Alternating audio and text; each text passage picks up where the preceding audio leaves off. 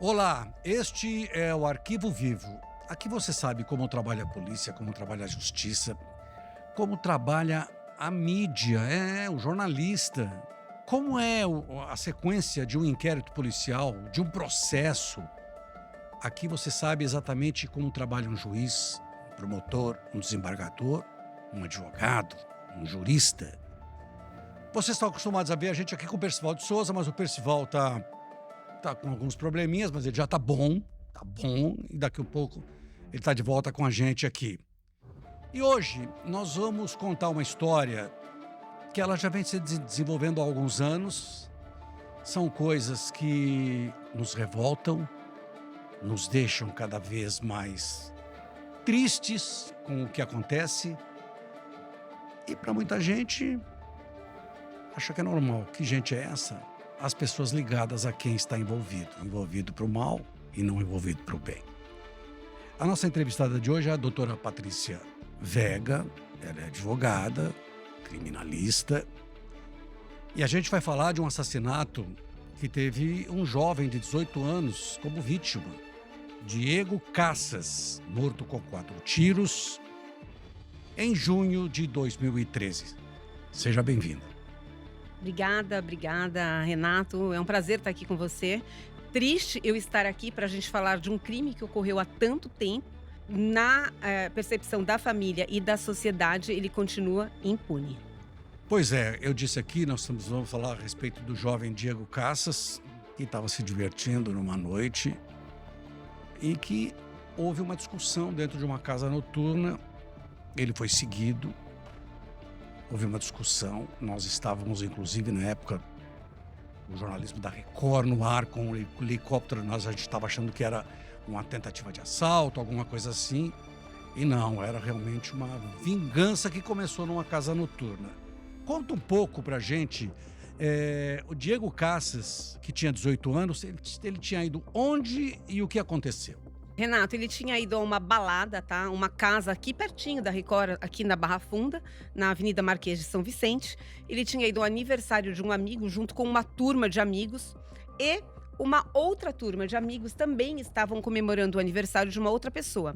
Entre as duas turmas tinha a irmã do autor, a Gabriela, né, que na época era menor de idade, juntamente com o autor, o Caio, e o Fernando. Na outra ponta tinha o Diego Cassas, a vítima, e uma turma de amigo deles. Alguns deles eram amigos comuns. O Iago, que era um dos amigos do Diego Cassas, e a Gabriela, que era irmã do autor. E houve uma discussão, segundo consta, foi na saída da balada, né?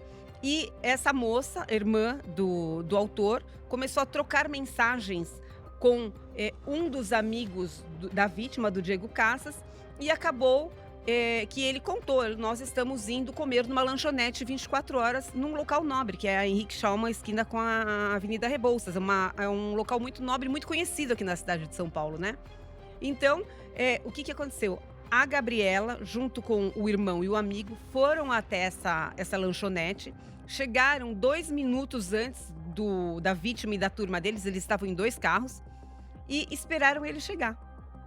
Quando eles chegaram, a turma saiu para comer na lanchonete, ele estava muito cansado, o Diego Cassas não quis descer do carro, ele ficou sentado no carro porque ele ia dormir, e em seguidinho o amigo volta e fala: o pessoal tá aqui, quer conversar com você. Ele desce do carro do amigo, né, ele estava sentado no banco de trás, cruza os braços exatamente assim, e no que ele cruza os braços, o autor começa a desferir tiros contra ele. Ele tenta correr, ele vira de costas, mas ele é atingido nas costas, 3 tiros nas costas, acho que um tiro na cabeça também.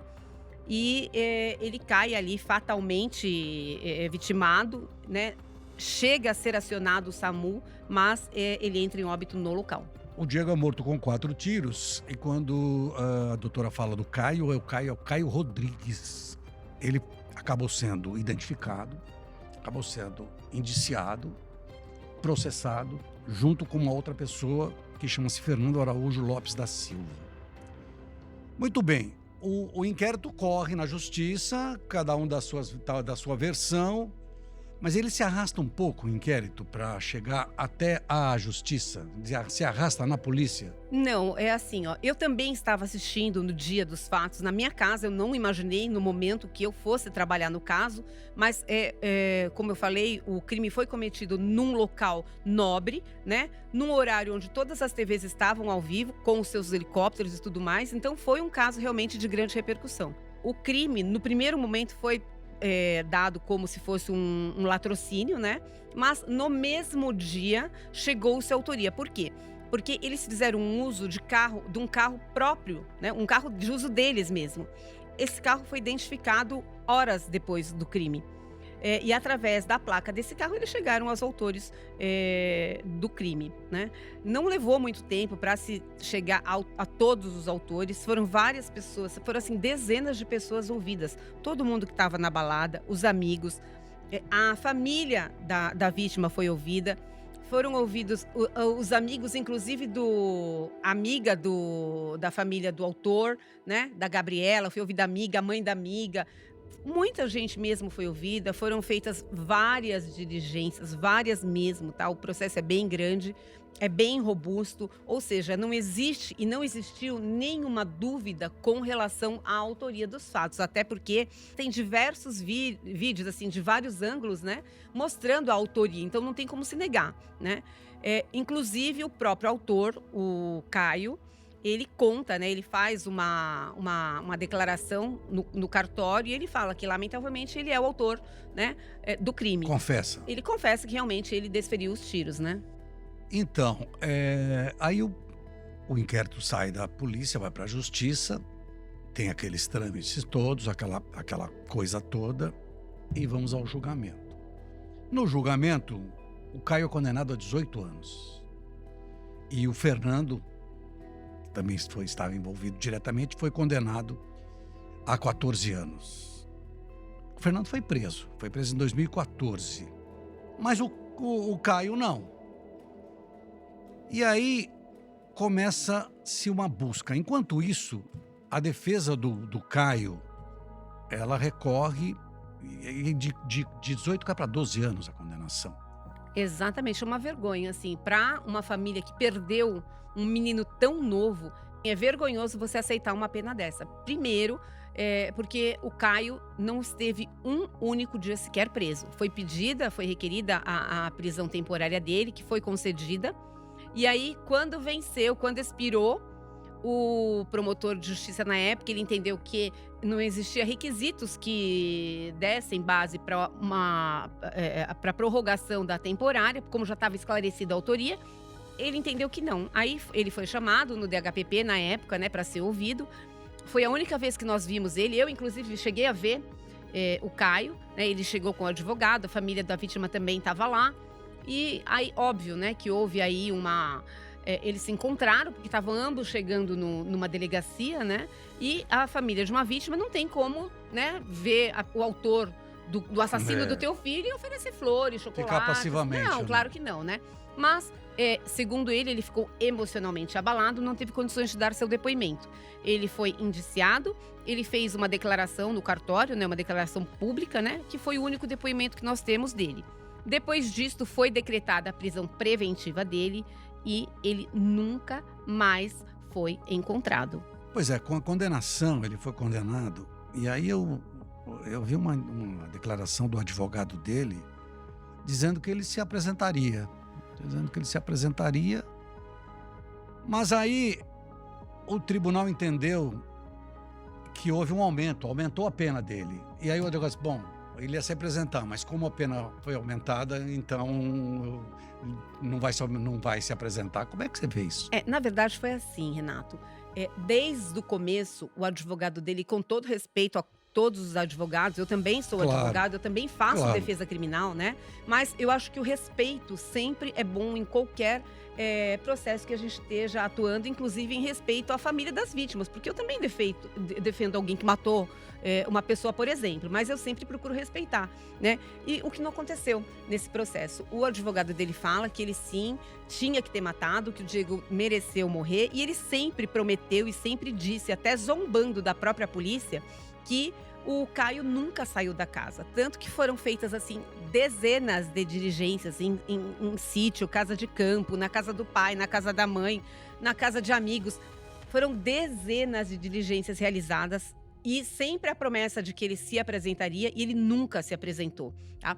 A condenação, você me perguntou há pouco com relação à condenação, é uma vergonha, porque aí a gente tem aí hoje o Fernando, né, que acompanhou, é copartícipe, Sim. né? Acompanhou o amigo, né? Se pode dizer amigo, porque se eu sei que meu amigo brigou e que ele tá indo lá para tirar satisfação e eu sei que ele é armado, jamais eu vou deixar um amigo meu armado e tirar satisfação com ninguém. Um amigo que é amigo jamais deixaria que isso acontecesse. Bom, mas enfim. O Fernando teve uma pena definitiva de 14 anos e o Caio, né, teve a pena dele reduzida pelo fato de ter a menoridade na época, ele tinha apenas 18 anos, a vítima também tinha 18 anos, né? E a pena dele realmente foi reduzida. E isso para a família é um tapa na cara, Renato, porque você saber que um filho novo, um filho que não tinha envolvimento nenhum com nada relacionado à criminalidade ou qualquer coisa errada, né? Um filho amado, um filho carinhoso, teve a vida ceifada assim, ao vivo praticamente, né? É muito difícil você aceitar e você ter que explicar essa condenação para uma família, né? É inaceitável mesmo. Bom, o crime aconteceu em 2013. Nós estamos gravando essa entrevista em outubro de 2023. Como é que é para uma família com a condenação transitada em julgado do assassino? A gente pode chamar de assassino porque... Hoje podemos. Sim, porque... Como é que é para uma família batalhar para tentar ver o responsável por um crime tão cruel e brutal como esse continuar em liberdade? Olha, é muito difícil. Nós estamos falando de mais de 10 anos, né, de impunidade. Eu sinto muito mesmo pela mãe do Diego, pela Rosana. Eu não me esqueço até hoje e, inclusive, até hoje, ela mantém o armário do Diego. Eu fui várias vezes na casa dela, até por outros motivos, e ela mantém as coisas do filho dela, ela cheira a roupa do filho dela, ela tem aquele amor, aquela coisa latente, ainda muito forte dentro dela. Era o filho querido dela, né?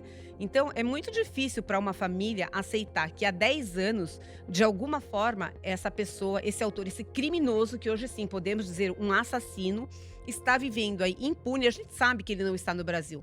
Pode estar na Alemanha, na Europa, não sei onde ele está vivendo, mas que ele está vivendo impune aí, tocando a vida dele da forma que ele entende. E a família sofre e sem que ele tenha cumprido nem mesmo um único dia de pena. É muito difícil. O mínimo que a família da vítima quer é exatamente que a pessoa seja presa e cumpra o que a justiça determinou. Até porque a pena dele já é mínima, já é ínfima, Então, entendeu? pois Diante é. do crime, é ínfima. Até o que não atirou, que não tinha arma, tem uma pena maior que a dele. Já é vergonhosa você chegar pra Rosana e falar: mãe, desculpa, ele matou teu filho com 4 tiros de costas e ele vai cumprir apenas 12 anos. E a gente sabe que aqui no Brasil você não cumpre 12 anos, né? É muito vergonhoso, mas você ter que falar isso e falar ele não cumpriu nenhum dia até agora, é muito complicado. Porque a polícia, a gente às vezes cobra, muitas vezes o jornalista cobra da polícia um empenho para tentar localizá-lo. E a polícia investigou várias vezes para tentar localizá-lo. Chegaram a dizer, inclusive, que ele andava na Cracolândia, né? Tá na Cracolândia, é usuário de droga, nada disso, né? E aí precisa até uma montagem de como ele era na época do crime e de como ele estaria hoje. Isso ajuda para tentar mostrar e tentar identificar e tentar localizar um criminoso como esse? Olha, Renato, eu vou te falar uma coisa. Há 10 anos atrás, nós não tínhamos a força que nós temos hoje com relação à rede social, à internet. Então, hoje, acontece uma coisa, a gente tem como propagar isso, mandar para o mundo inteiro em segundos. Então, a esperança da família é que, em algum momento, alguém que viu, alguém que mora perto, alguém que viajou de passeio para algum país do mundo, veja, tenha conhecimento. A gente sabe que ele não está usando a identidade de Caio, tá? Ele está usando outro nome. A gente não vai procurar por Caio. É João, Antônio, Pedro, não tenho ideia do nome que ele esteja usando. Mas Eu tenho certeza que em algum momento esse rapaz vai ser encontrado e que ele vai cumprir a pena que a justiça lhe impôs. Bem, de qualquer forma, a polícia está sempre observando, atenta aos detalhes de alguma informação. Agora, como é que é viver uma pessoa que mata, uma pessoa que é condenada? Como é que uma pessoa consegue viver de maneira, porque deve ter montado família, deve ter filho. Como é que é isso? Como é que na sua cabeça, né, no seu trabalho todo, tanto de defender como de acusar? Olha, Renato, eu acho muito, assim, é até engraçado, né? Esses dias eu atendi uma pessoa que atropelou uma criança e a criança morreu. E a criança saiu no meio de carros, a culpa não foi da pessoa que atropelou, né? Mas faz mais ou menos a mesma época, coisa de 10, 12 anos, e a pessoa chora compulsivamente até hoje, porque ele não se conforma de ter matado uma criança, mesmo que não tenha sido por culpa dele. Agora, no caso do Caio, eu vejo muito deboche, porque a gente sempre teve, assim, a desdenha por parte do advogado, por parte do pai, por parte dele, entendeu? Ninguém nunca, jamais se propôs a dar qualquer satisfação, qualquer pedido de desculpa, ou até o mínimo de respeito para com a família e para com a sociedade, entendeu? Porque é um crime que afeta não só a família. Esse caso do Diego Cassas como vítima e do Caio Rodrigues como autor é um caso que reflete a sociedade inteira. Por quê? Porque a condenação à pena, ela não só é punitiva, como ela ensina as outras pessoas que não venham a cometer o mesmo crime, né? E nesse caso, a gente está dando uma lição contrária. Mate, porque talvez, né? Não sei, de repente o cara tá aí, faz mais de 10 anos que ele tá solto e nunca ele cumpriu um único dia sequer de pena, de cadeia, né? Então, eu acho muito triste e eu fico muito revoltada e muito indignada. Agora, eu tenho certeza que ele tá tocando a vida dele da forma que fosse. E, ao meu ver, equivocadamente, porque se ele tivesse se entregado, ele já teria cumprido a pena dele e seguramente ele já estaria em liberdade há mais de 1 ano, 2 anos, porque a nossa lei aqui é bem permissiva. Pois é, essa é uma das coisas que a gente se debate aqui no Arquivo Vivo sobre a aplicação da lei. Um crime como esse, num outro país, tem gente que é condenada à prisão perpétua por praticar um crime como esse. Cruel, Ou até brutal. é pena de morte, né? Também, dependendo do lugar.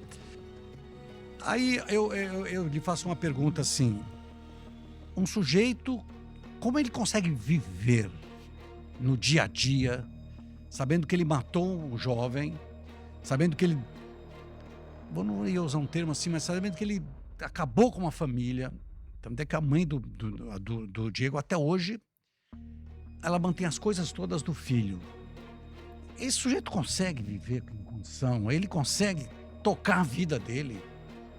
Olha, eu não vou saber te dizer porque eu não sei onde ele está vivendo, mas seguramente ele tocou a vida dele. Eu soube, né, que ele teve um filho, né? Não sei onde está vivendo o filho dele também, mas a vida dele seguiu, né? Não sei de que forma, mas a vida dele lamentavelmente seguiu. O que eu gostaria de verdade, que imagino que a família dele e também a sociedade, porque muitas vezes as pessoas perguntam: e aquele caso lá, tal, como é que tá? E o cara foi preso? Ó, pra você ter uma ideia, outro dia eu estava atuando numa delegacia e encontrei um delegado que atendeu na época o crime. E ele falou: o meu sonho é ver o Caio Rodrigues preso. E eu tenho certeza que esse meu sonho ainda vai se realizar. Quer dizer, todo mundo que trabalhou naquele cenário, naquele caso, teve tanto desdém, não somente por parte do Caio, com relação ao advogado, ao pai dele, a forma como eles se dirigiram à polícia, falando que a polícia era incompetente, que ele estava a todo momento dentro da casa, que a polícia não ia lá, não ia à casa e não pegava eles porque não queria. Né? E não era verdade, a polícia fez um trabalho assim, ó, super incessante, foram assim, ó, dezenas de diligências no intuito de encontrá-lo e eles tinham escondido. Era uma família que de certa forma tinha um poder aquisitivo assim razoável e eles desapareceram, eles levaram o menino para algum lugar que até hoje a gente não consegue encontrar. Pois é, hoje o Caio tem o quê? 28 anos. 28, 29 anos. 28 para 29 anos. 29, se não me engano. O que os pais dele fizeram gera impunidade completa, né? Porque acobertaram um assassino. Porque a partir do instante em que ele foi condenado, a sentença transitou em julgado, ele é um assassino. Ele Você é um está cobrindo, assassino. mas é meu filho. Seu filho é o seu filho, mas ele é um assassino porque ele matou um jovem. E ele matou um jovem de maneira gratuita. Não foi uma coisa assim. Quando você briga, uma briga para se defender, uma legítima defesa, não. Ele foi lá, deu 4 tiros, matou o jovem Diego com 4 tiros. Doutora, um pai de um assassino consegue conviver diariamente com a sua família? Consegue achar que o filho fez uma coisa correta? Olha, Renata, eu vou falar uma coisa pra você. A minha mãe, desde pequena, sempre falou: se você um dia fizer qualquer coisa errada, você responde pelos seus atos. É a educação que a minha mãe me deu. É a educação que eu sempre tive, né? Para qualquer coisa que eu fizesse, para o bem e para o mal, né? E eu acho que é essa educação que um pai, que uma mãe precisa e tem que dar para os seus filhos, né? Porque se o pai não ensina, a mãe não ensina, a vida vai ensinar. E a vida ensinando dói muito mais. Então é melhor aprender dentro de casa do que fora. Nesse caso, lamentavelmente, a gente não viu isso. A gente viu uma pessoa super acobertada pela família, né? Irmã, pai, mãe, enfim. E a gente não viu isso. Então eu acho muito triste isso. E eu vou falar uma coisa pra você. Não é isso que um pai e uma mãe têm que falar. Acabei de comentar com você. Se ele tivesse se entregado lá atrás, ele já estaria livre. Ele estaria vivendo a vida dele, curtindo o filho dele, aí indo no shopping, capaz da gente encontrar com ele, saindo aqui no metrô, no shopping, num restaurante, onde fosse, né? Mas tá aí até hoje vivendo aí nessa situação. Não sei aonde ele está vivendo, mas o que eu espero e que eu desejo verdadeiramente é que ele seja encontrado e que ele cumpra toda a pena que ele tem que cumprir. Muitas vezes aqui a gente fala sobre falhas na investigação. Neste caso, a investigação seguiu de uma maneira correta? Eu entendo que com relação à investigação não houve falha nenhuma, até porque eles falam que o crime foi quebrado, né? Eles quebraram o crime no dia, né? Quando o crime aconteceu 6 e pouquinho, 6h34, 6h32, 6h34 da manhã. Quando foi à tarde, eles já tinham a autoria do crime, tá? Eu não vejo erros na investigação, tá? O que eu sinto, e eu admiro muito o promotor que atuou na época, que é o Dr. Hilder Jalma, na época não poderia jamais ter sido prorrogada. Ele deixou de prorrogar a temporária, como ele revogou os dias que faltava, né? Porque o crime estava esclarecido, né? E foi nesse momento que eles se aproveitaram, porque nesse momento ele estava aqui em São Paulo, tanto que ele apareceu no DHPP, e eu entendo que esse momento foi o momento onde foi dada a oportunidade que ele fugisse, que ele desaparecesse e que ele ficasse aí foragido até a data de hoje. Porque muitas vezes a nossa justiça, ela favorece, tanto de um lado como do outro. No caso específico, a senhora acabou de dizer, se tivesse decretado a prisão preventiva dele, ele estaria preso, ia ficar até o julgamento e aí continuaria.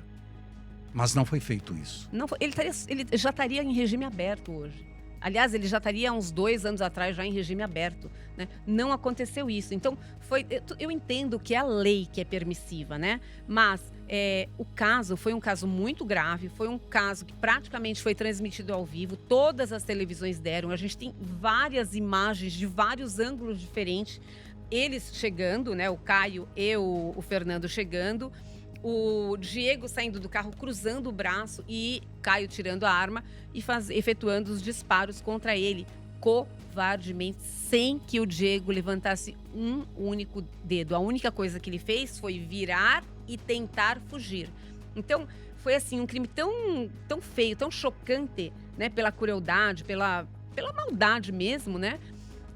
Que eu entendo que sim, teria que ter sido decretada a preventiva dele e se tivesse sido decretado naquele momento, não teria dado oportunidade dele ter fugido como ele está até hoje. Essa fuga dele, essa maneira dele fugir, ele está esperando por acaso a prescrição do crime?